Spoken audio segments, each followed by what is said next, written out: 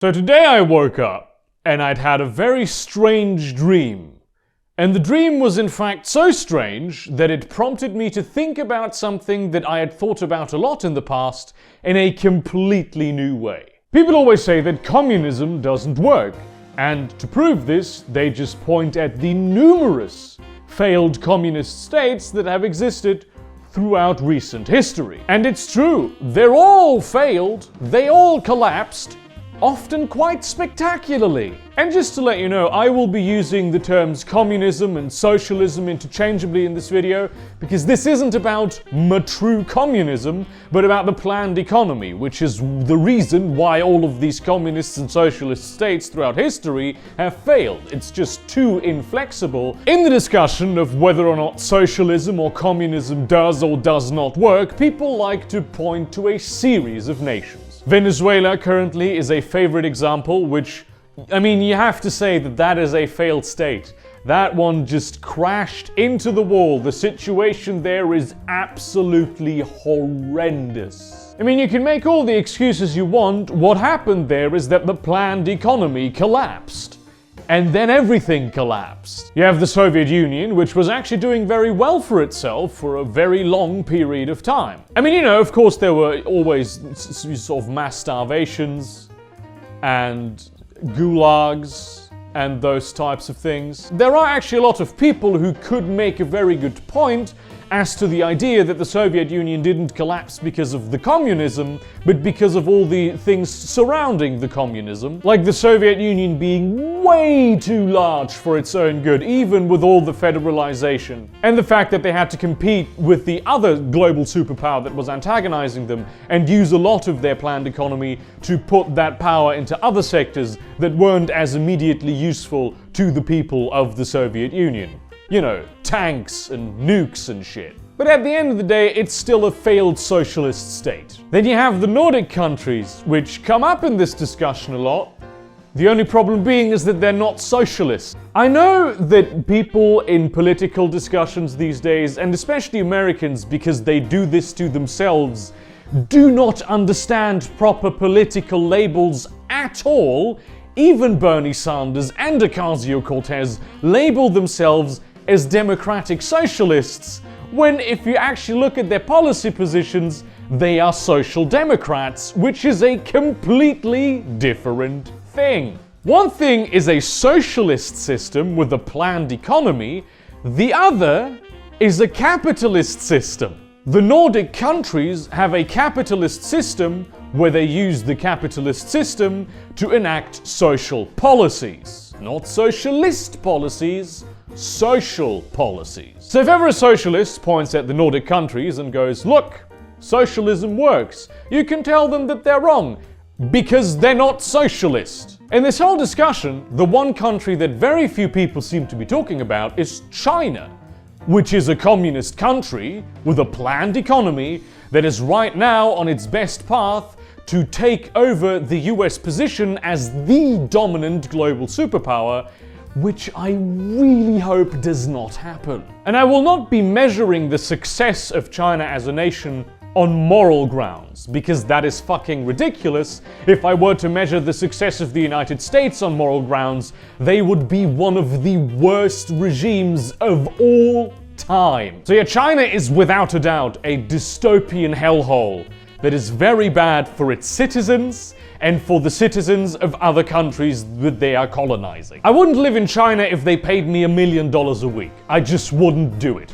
I would never even go to China under the current government. However, if you are, unlike me, very apathetic to politics, China actually isn't all that terrible. You could live a perfectly healthy and reasonable and good life with all the personal freedoms that you need, if you don't have a need to express yourself freely. But by what will we measure whether or not China is a successful state? Let's say economic power, global influence, and standard of living. Those three are the big standards by which one measures the influence of global superpowers. So China has a very powerful and very much growing economy, so I mean, everything you buy is at some point manufactured in China. China has massive global influence. When China does a market decision in their own country, the whole world notices. China has massive economic influence about all states that are dependent upon the South China Sea, which is a lot of states.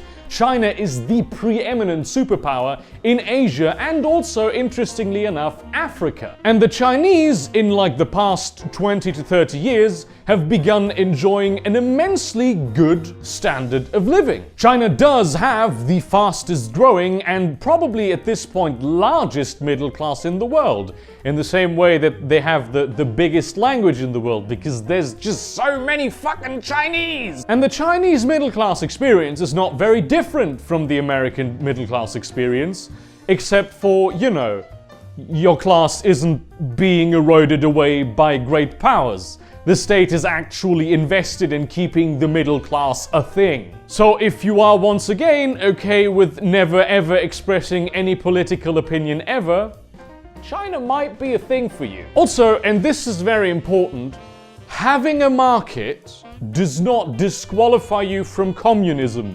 Everyone who is now typing comments very angrily and loudly. The thing that defines a communist/socialist economy is that it is planned. You can have rich people in communist states, you could have markets in communist states, you could have currency in communist states, you have supermarkets, you have consumer goods, you have all of the things. Almost all of the major corporations in China are, at least to some extent, run by the government. And the biggest corporations in China are just straight up owned by the government, and the government has massive power over any corporation at any point. Have the Chinese, with their strong middle class, successful space program, and ongoing colonization efforts of the African continent, somehow, through trial and error and immense human suffering, managed to find a form of communism that actually works. Just pointing at a lot of planned economy states that have failed and saying it still doesn't work because most of these states failed is not an argument, because most capitalist states have also failed.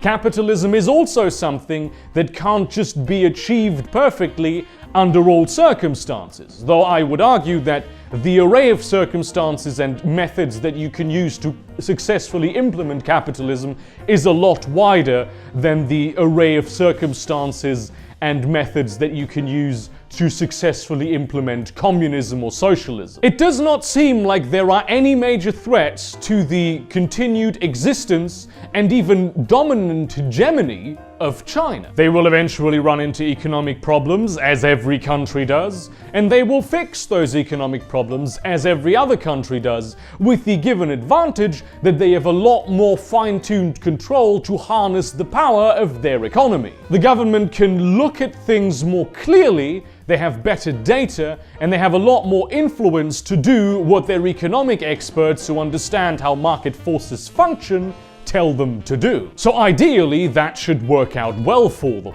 Their massive pollution problems, which they got through their huge and rapid industrialization, they are also fixing much more rapidly than any other country ever could. They're building huge solar fields out in the desert, and they're making sure that Shanghai doesn't look like it's got a second level of water up where the skyscrapers end, that is all just dirt in the air. Nobody in China is starving anymore, and though a lot of sections of the more rural populations are living in quite terrible conditions, the Chinese government is extending the infrastructure there slowly because, you know, they're just not as economically advantageous regions to have been developing earlier, but now they're getting around to doing it. Even if we had a situation where the people of China, or rather peoples of China, rose up against the oppressive nature of the Chinese government, there would be no need for them to abolish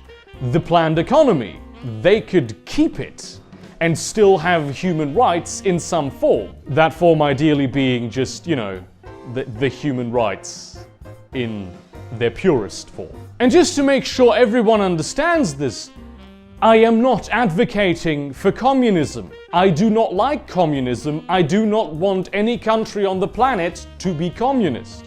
I'm just playing devil's advocate by looking at what I see and maybe taking a new stance on it. I still think China is a horrible nation that needs to be stopped from attaining the global position of dominance that they are very rapidly moving towards. I do, however, not believe this on the grounds that their planned economy doesn't work, because evidently it is working, but on the moral grounds of they do not have the human rights that they should. And if they gain more global influence, other countries will also erode away human rights. I mean, even Western countries are eroding away human rights. I bounced the idea around the Discord earlier this morning, and the general consensus was that we should probably wait and see what happens before making any definitive statements. And that's true. I mean, China has been unsuccessful as a communist state for the longest period in which it has been a communist state.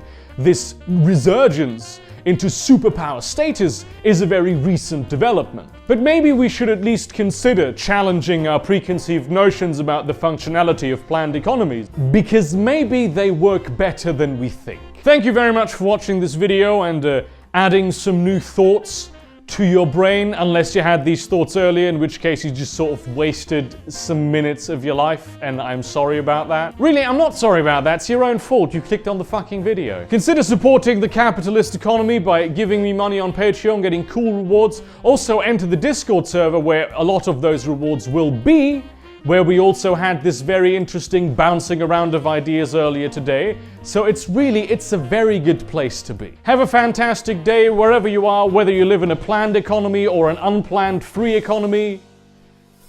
Be good and see you around, cunts.